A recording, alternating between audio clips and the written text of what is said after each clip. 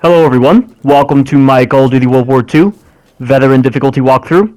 This is Mission 9, Battle of the Bulge, and this is the most hilarious mission I have ever done in the entire Call of Duty series. At least to my knowledge. Like, I don't know if I've played other missions that would feel a lot more hilarious than this, but this is such a strange mission.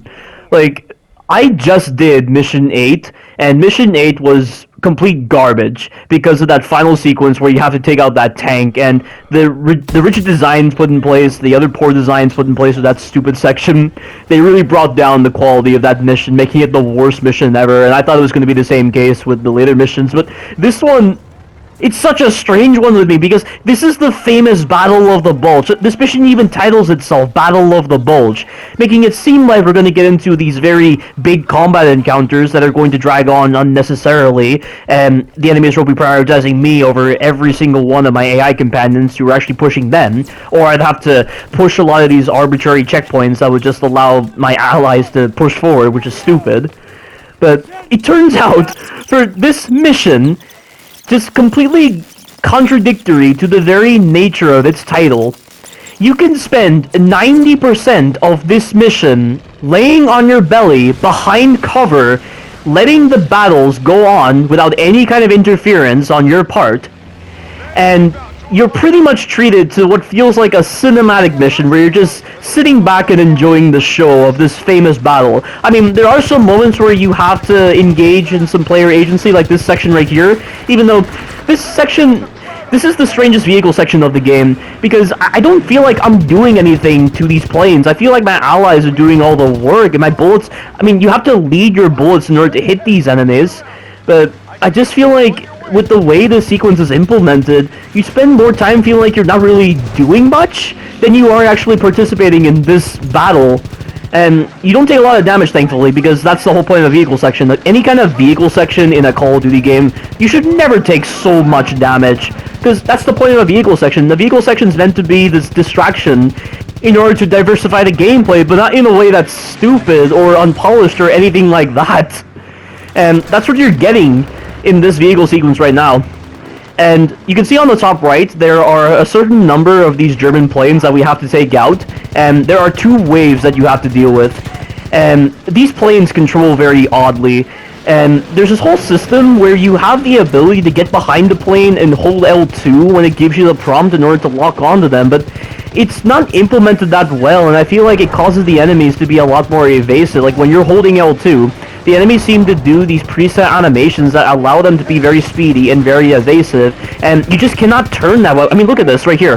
Like, I'm holding L2, but I'm releasing it, because turning this plane when you're holding L2, it feels very sluggish compared to not holding L2. Like look at this. I'm actually hitting this guy, and because I'm not holding L2, he's not doing any kind of evasive action.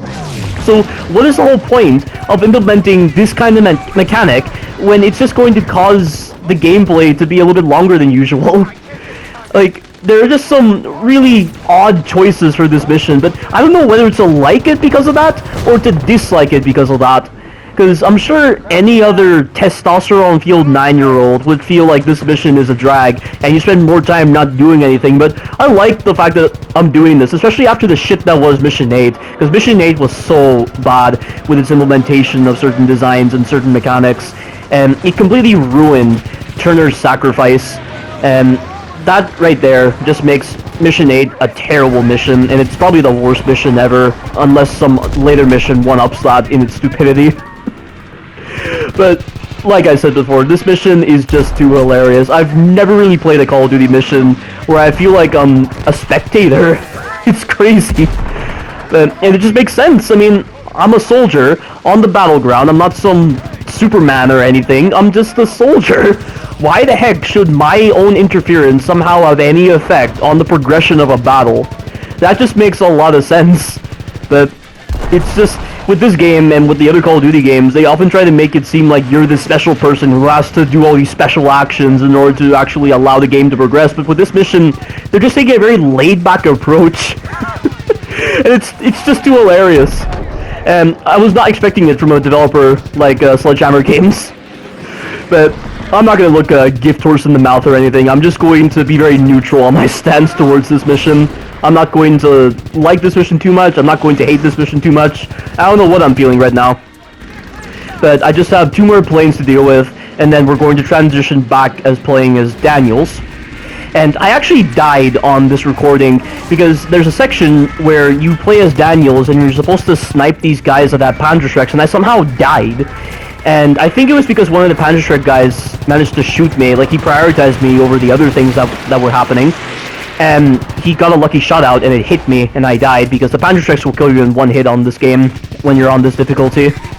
But aside from that one moment, I didn't die anywhere else on this mission because of how laid back it is, with you just being a spectator and you just enjoying the show. It's something else entirely, let me tell you. I've never really played anything like it.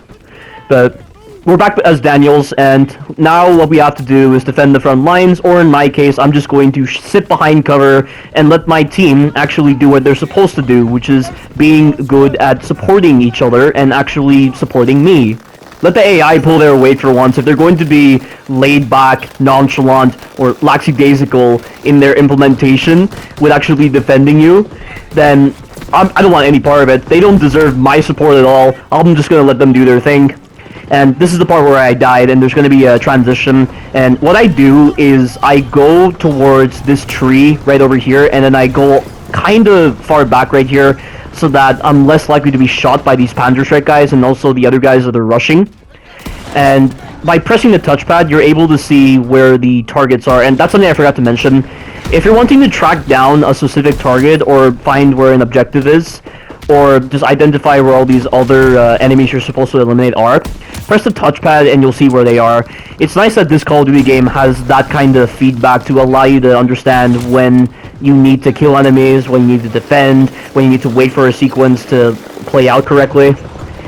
And it really benefits the flow of gameplay. And look at this bullshit right here. How did I get shot just then? There's a reason why I didn't slow that down. There is no reason I should have been shot at just then. There are no enemies that breached the front lines.